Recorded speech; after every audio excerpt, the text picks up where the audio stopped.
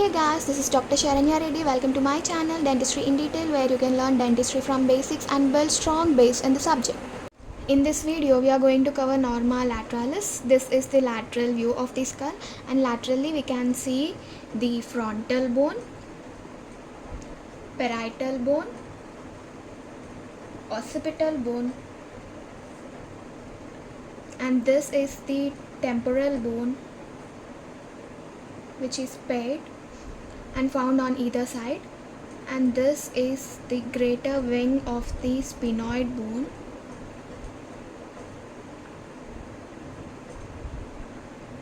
This is the zygomatic bone, nasal bone, maxilla, and mandible.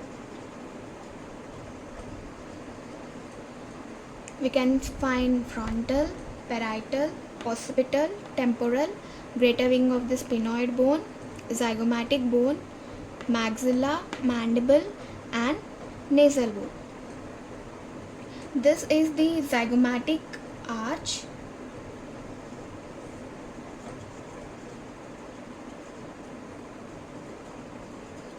And below the zygomatic arch we find one bony canal that leads into the tympanic membrane, which is known as external acoustic meatus. And coming to the temporal bone, it is found on either side and it has four parts. One is squamous part of the temporal bone, and petromastoid part, tympanic part, and styloid process. This is the anterior portion and also the superior portion of the temporal bone. So this anterior superior portion of the temporal bone is known as squamous temporal, and this posterior portion is known as the mastoid part of the temporal. Temporal bone posteriorly gives one process. This process is known as mastoid process, and hence the posterior part of the temporal bone is known as the mastoid part of the temporal bone. And it also gives one thin needle-like projection, which is known as styloid process.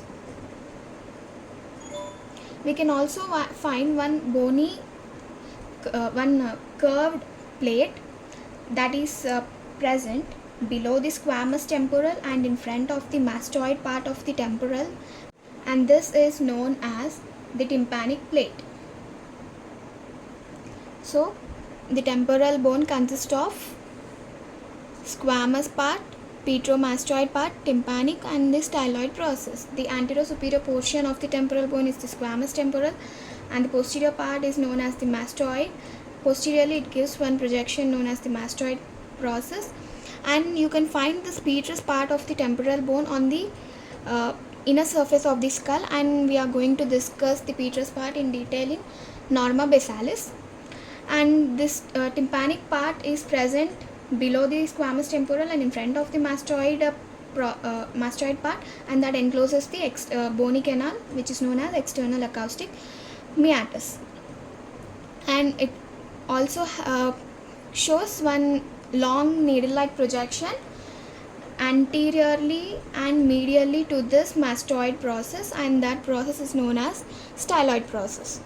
So this is about the temporal bone, and now let's move on to sphenoid bone. This is how the sphenoid bone is going to look from the superior aspect. It resembles like a bat, and the sphenoid bone consists of body in the center, and from the anterior part of the body two processes arise.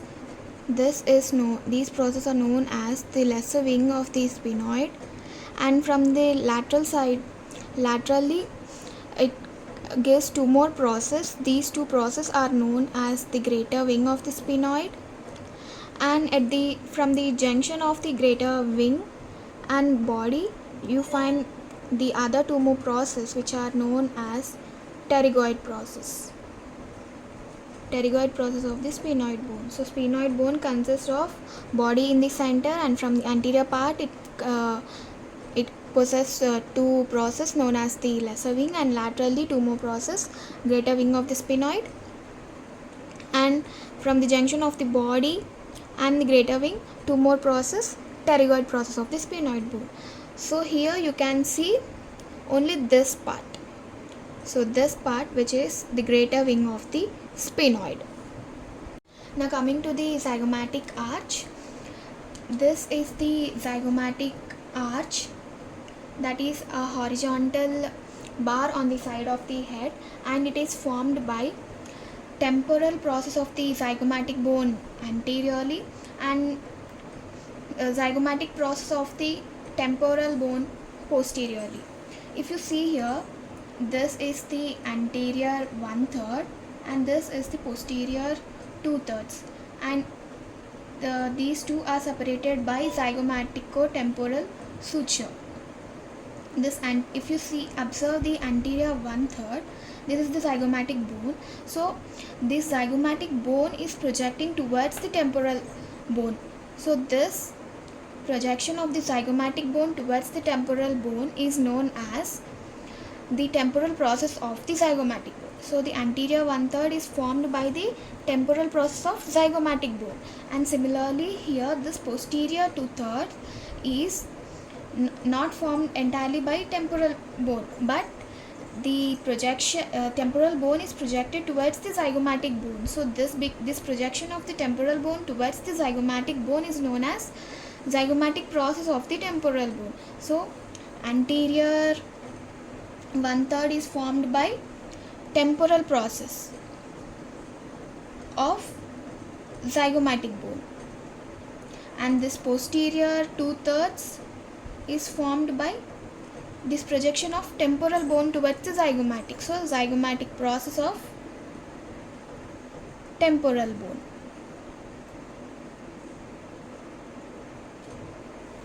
This is the upper border of the zygomatic arch, and this is the lower border of the zygomatic arch.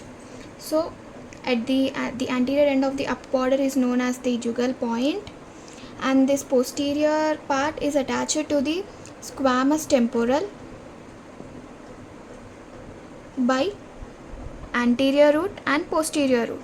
So this process is attached to the squamous temporal by anterior. This is the anterior root and this is the posterior root, and at the junction of these two roots you find one process which is known as, this process is known as articular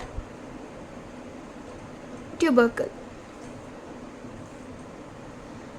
and behind this articular tubercle, behind this anterior root, this is the anterior root, right? So this, behind this anterior root, this is the mandibular fossa, which is also known as articular fossa.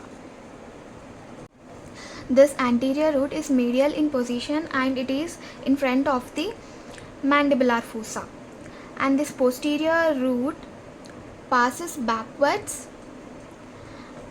It passes backwards along this lateral margin of the mandibular fossa and then above the external acoustic meatus, and it becomes continuous with supramastoid crest.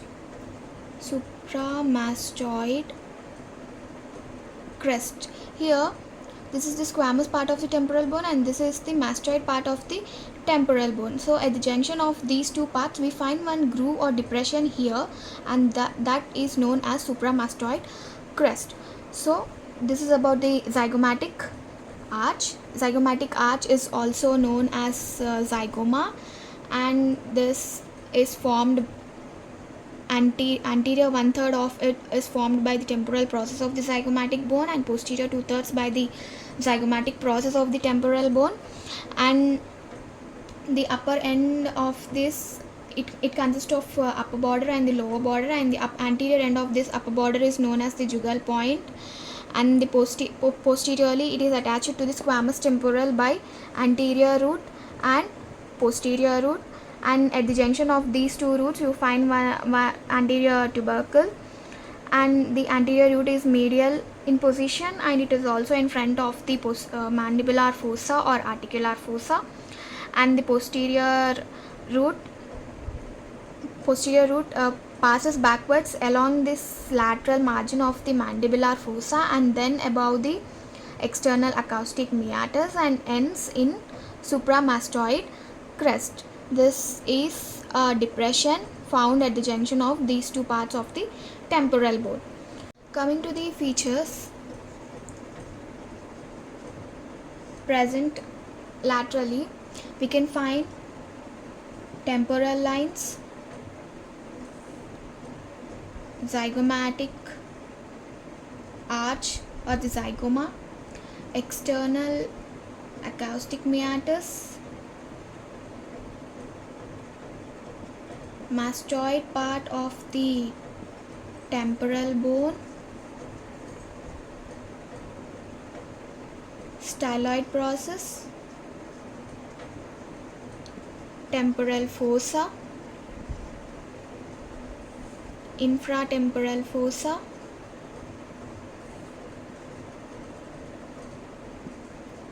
and pterygopalatine fossa.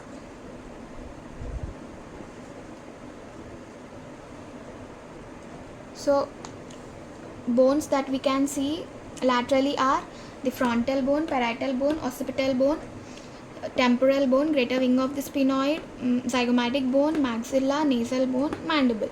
And apart from these bones, we can also find the other features like the temporal lines, zygomatic arch, external acoustic meatus.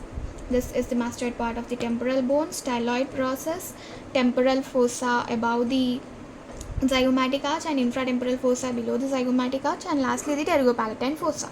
Now coming to the temporal lines, here we can see the temporal lines arising from zygomatic process of the frontal bone. So now this is the frontal bone and this is the zygomatic bone. So this projection of the frontal bone towards the zygomatic process is nothing but zygomatic process of the frontal bone. So from the zygomatic process of the frontal bone we find the temporal lines arising and they cross the frontal bone. This is the coronal suture. So they over the parietal, after crossing the coronal suture over the parietal bone, they divide into two lines, superior temporal line and inferior temporal line. And if we trace the superior temporal line over the posterior part of the parietal bone, they fade away.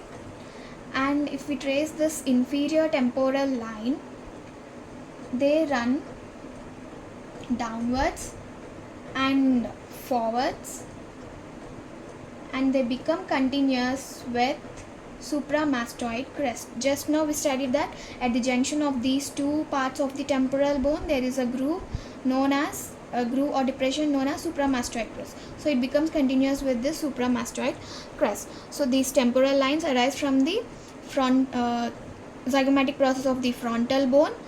They cross the frontal bone, coronoid suture, and over the parietal bone they divide into two parts, two lines, superior temporal line and inferior temporal line. Superior temporal line runs backwards and over the posterior part it fades away. And if we trace the inferior temporal lines, they run downwards and forwards and become continuous with the supramastoid crest. So these are about the temporal line. And coming to the zygomatic arch, it is also known as zygoma, and just now we studied in detail about the zygomatic arch. And its anterior 1/3 is formed by the temporal process of the zygomatic bone, and posterior 2/3 by this posterior 2/3 is formed by the zygomatic process of the temporal bone.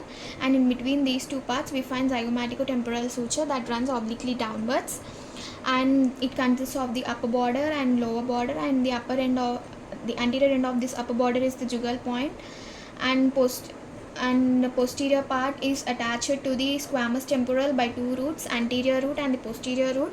And these two the junction of these two roots we find articular tubercle, and anterior root is medial in position, and behind the anterior root we find mandibular fossa, and along the lateral margin of the mandibular fossa this posterior root passes backwards and then above the external acoustic meatus and then ends in the and then becomes continuous with the supramastoid crest. And we find in this we find two projections, that is the articular tubercle at the junction of two roots, anterior and posterior roots, and behind the mandibular fossa there is one more projection, that is the post glenoid tubercle. Behind the mandibular fossa we find one more projection which is known as the post glenoid tubercle. And now moving on to external acoustic meatus, this is the bony canal that is formed mostly by the tympanic plate. See, this is the, we studied that we find one curved plate below the squamous temporal and in front of the mastoid process that encloses a bony canal, and that is known as the tympanic plate. So this is the tympanic plate.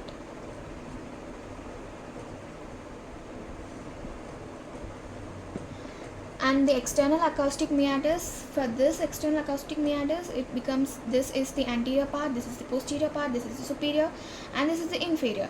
So most of the external acoustic meatus is formed by tympanic part. The anterior margin, inferior margin and the posterior inferior margin all are formed by the tympanic plate, and this is the posterior superior margin, that this is formed by squamous temporal. So this is the squamous temporal. So posterior superior margin of the external acoustic meatus is formed by squamous part of the temporal bone. And above this external acoustic meatus we find one triangle known as suprameatal triangle.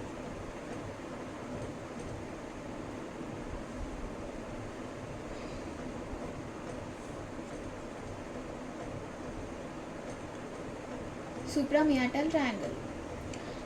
This is the external acoustic meatus. So above this external acoustic meatus we find one depression known as one depression, that is the suprameatal triangle, and superiorly it is bound by, superiorly here we studied that supramastoid crest is present at this part. At the junction of these two parts of the temporal bone and groove or depression is seen, that is supramastoid crest. So above it, the suprameatal triangle is bounded by suprameatal crest, and anteriorly you can see the posterior superior margin of the external acoustic meatus, and posteriorly this is the tangent, vertical tangent drawn onto the posterior margin of the external acoustic meatus. Now coming to the mastoid part of the temporal bone, it is present behind the external acoustic meatus. This is the mastoid part, and anterosuperiorly it is continuous with the squamous temporal, and posterior superiorly it is continuous with the posterior inferior part of the parietal bone at the parieto-mastoid suture. So this is the parieto-mastoid suture, this is the occipito-mastoid suture. So posteriorly it is it articulates with the occipital bone at the occipito-mastoid suture. If you remember in Norma occipitalis we learned that lambdoid suture. So this is the lambdoid suture between the parietal and the occipital bone, and the meeting point of this lambdoid suture, occipito-mastoid suture and the parieto-mastoid suture is known as asterion,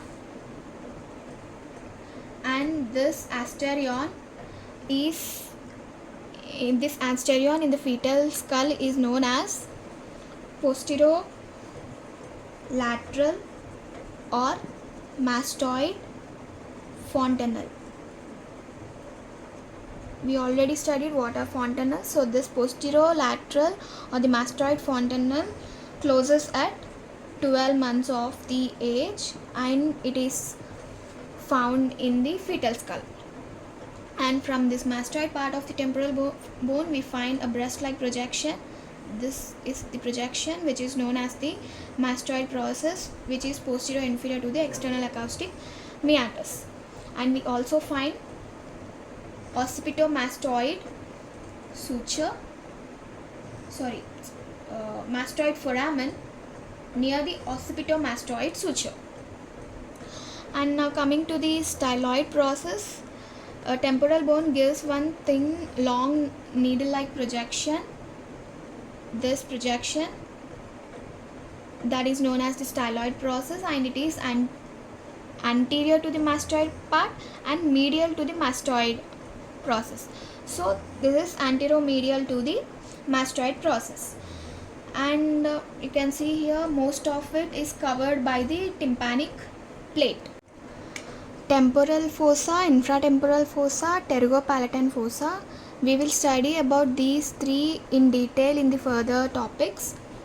Now just remember that this is the zygomatic arch. So the fossa that is above the zygomatic arch is the temporal fossa, and below the zygomatic arch we find the infratemporal fossa, and below the apex of the orbit we find the pterygopalatine fossa. So just remember these points, and in the further topics we will cover in detail about these three fossa. And we find one more important point here. This is the frontal bone.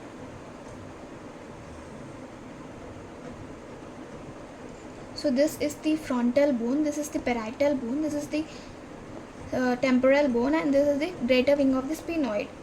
If we observe here, these four bones are meeting and forming a H-shaped suture, which is known as pterion or anterolateral fontanelle in the fetal skull.